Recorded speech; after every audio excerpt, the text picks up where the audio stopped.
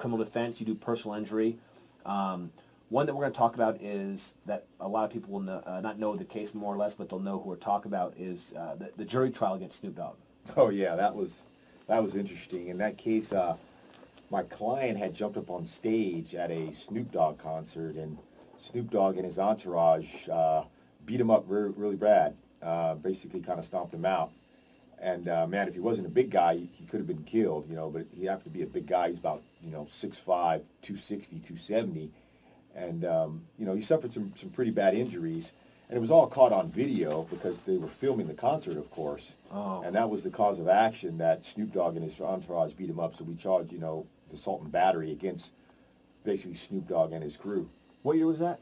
Man, this was back in, I think, 2006 or 7. Okay. So it wasn't necessarily the people that worked at the venue. It was actually Snoop Dogg's crew. It was Snoop Dogg himself, as well as his entourage, who's just there on stage with him, and the other people in his band and his crew. It was not security from the venue, no, not at all. Okay, so it was actually you had to go after Snoop and his crew, and more or less probably has them all under his umbrella, or whatever it may be.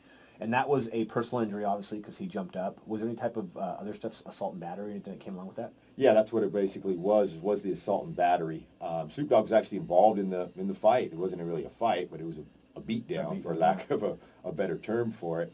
And but they took it all the way to trial, and we had to cross-examine Snoop Dogg on the stage and on the stand. And it was kind of funny. I asked if was he under the influence of drugs or alcohol while he witnessed this event, and of course his lawyer jumped up and said, "Objection, objection, relevant." I'm like, it's completely irrelevant if whether or not you're telling us what you saw, whether or not you were under the influence of drugs and alcohol. Yeah. And of course. Yeah, I was going to say that everyone kind of knows him. It's general, but it's good that you put it out there and they try to.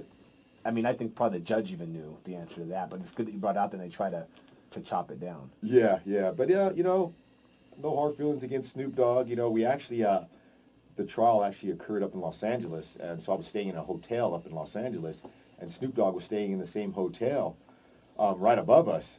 And how do I know? Because I could smell him.